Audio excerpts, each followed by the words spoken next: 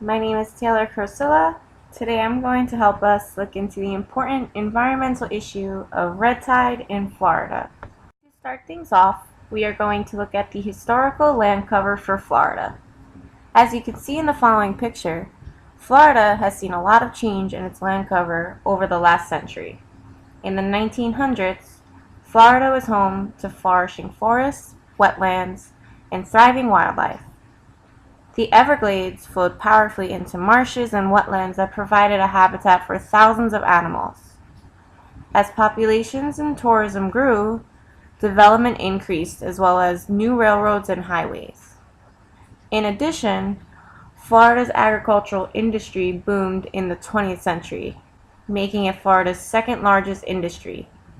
This agricultural growth led to land clearing and alteration of natural water drainage for croplands. The Everglades were considered an undesirable habitat because of their swamps and the belief that swamp gases caused diseases like malaria or yellow fever. Therefore, the drainage of this habitat was thought to improve the land. Clearly, they were wrong. The picture above shows how the natural flow of the Everglades were altered, and now these waters flow directly into the oceans. Central Florida is home to a lot of farmland and agriculture. Chemicals and fertilizer and runoff from cattle farms flow into Lake Okeechobee. Several times a year, the U.S. Army Corps of Engineers releases the water from the lake into the local rivers that lead to the Gulf and the Atlantic Oceans. Scientists have studied these areas and have made connections between this runoff and the development of harmful algal blooms. The map on the right shows the runoff of water on the coast of Florida. It is collected by satellite remote sensing, numerical modeling, and water sample analysis. This method is used to analyze locations, intensity, and size of harmful algal blooms. These harmful algal blooms lead to red tide outbreaks along the coast of Florida. The phytoplankton responsible for red tide, Karenia brevis, produces neurotoxins called brevetoxins. The release of brevetoxins into the waters can not only impact human health, but kills thousands of marine life as well. The reason I focused on this topic is because my parents moved to Sarasota, Florida for retirement. Being from Brooklyn, New York, they've always wanted to retire in a place where the beaches were close and you didn't have to bundle up and go shovel snow. Since they've moved, Sarasota has experienced one of the longest lasting blooms of red tide. You cannot swim in the waters without getting sick. Thousands of dead fish wash up onto shore. This is not the ideal retirement situation they were looking for. My research question for this project is, how has the alteration of Florida's land cover impacted the rise of harmful algal blooms? The focus of my data is on Charlotte and Lee County, Florida. I chose these counties because their canals and runoff flow from Central Florida, including Lake Okeechobee. In order to understand the change of land cover in the focus counties, we must look at the aerial imagery. My Landsat data was downloaded from the USGS Earth Explorer website. The Landsat 7 imagery was collected on November 13, 2001. The Landsat 8 imagery was collected on May 9, 2017. There is a 16-year difference between the two images, and now we will look into the different areas. The first analysis between Landsats was the alteration of the band combination of the imagery. I used the false color combination to highlight the difference between the urban development and vegetation in the counties. It is clear between the two counties, Lee is the more developed one. If we take a look at the populations of each county, Charlotte is the less developed with a population of about 182,000 people, whereas Lee County is densely populated with a population of about 739,000 people. Also, in the side-by-side of the two Landsats, it looks like Charlotte's overall vegetation improved. Central Florida looks brown or less green in the Landsat 7 than it does in the Landsat 8. The next analysis used is a geoprocessing tool known as the ISO Cluster Unsupervised Classification Tool. The land cover class types I chose were waters or canals, forests or wetlands, grass, urban development, and bare ground or little vegetation. From the 2001 Landsat 7 to the 2017 Landsat 8, the amount of urban development increased in both counties, but it looks like more in Charlotte County. The vegetation also increases in central Charlotte County, which are predominantly parks and natural areas. Next, we use the raster calculator, which is a spatial analyst tool to calculate the difference of change between the two Landsats. It doesn't indicate an increase or decrease in coverage, but just a change to a different land cover class. The yellow color on the map exhibited no change, whereas the red indicates change. Overall, 56% of the data exhibited change over the 16 years.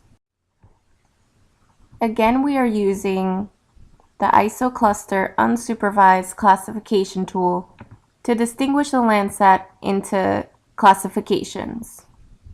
This time, we are using 10 different classes. I think the more classes helps us understand the environment more closely. This ISO classification, like the previous one, shows an increase in development in both counties. The next analysis tool I used is the NDVI Vegetation Index. This tool enhances the difference between healthy and unhealthy vegetation. It is clear that there was an overall improvement of vegetation in both counties between the 16 years. Next, we created an NDVI difference image using the difference button in the image analysis window. The green areas on the map displays no change, and the red areas indicate a change in vegetation. 53% of the data exhibited change over the 16 years. The Florida Fish and Wildlife Conservation Commission reports on red tide blooms historically and currently. The data downloaded from this map was from their GIS Open Data portal. The recent harmful algal bloom is relevant to understanding current conditions, but because it only spans over 2 years, the data is limited. The harmful algal bloom data from 2007 to 2015 covers a greater year range. Therefore, we have more data to analyze. Going forward, the data used will be from the 2007 to 2015 shapefile. Because there are so many data points from the FWC website, I use the Select by Attributes tool to focus on the higher levels of red tide. I use the criteria from this website on how they distinguish between levels. Medium levels of Karenia brevis is between 100,000 to 1 million cells per liter concentration. The possible effects of these medium levels can be respiratory irritation and fish mortality.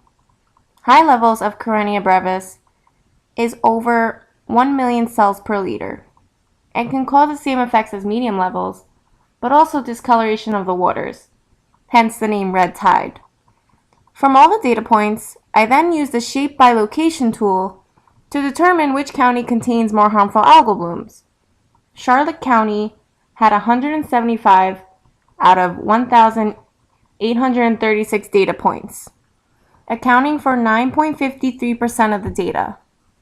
Lee County had 576 out of the 1,836 data points, accounting for 31% of the data. This can mean the higher the population in the county, the more nutrients are running off into the waters to enhance algal blooms.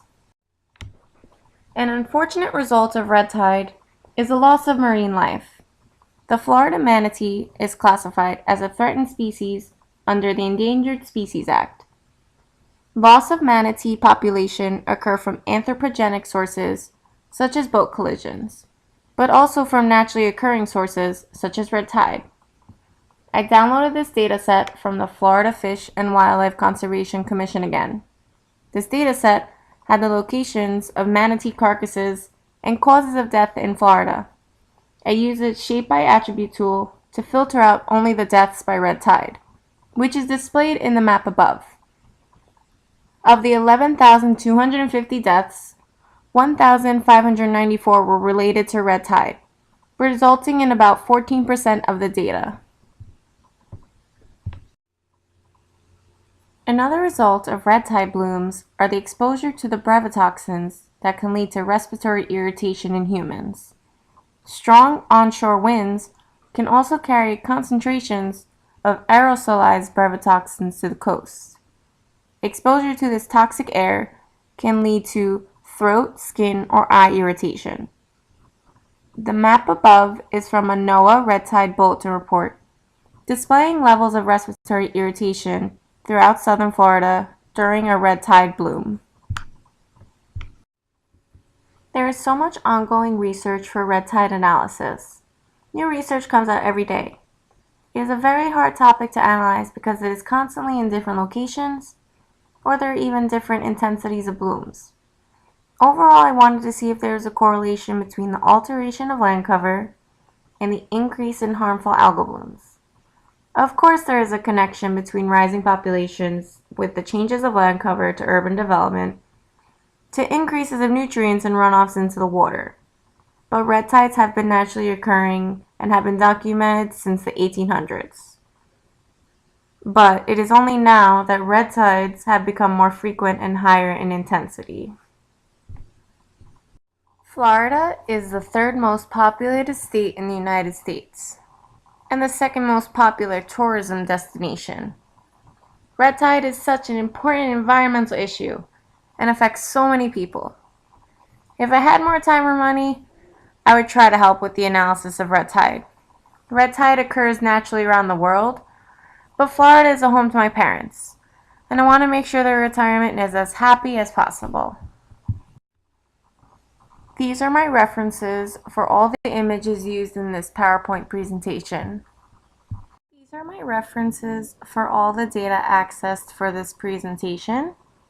Thank you guys for a great semester, and thank you for watching.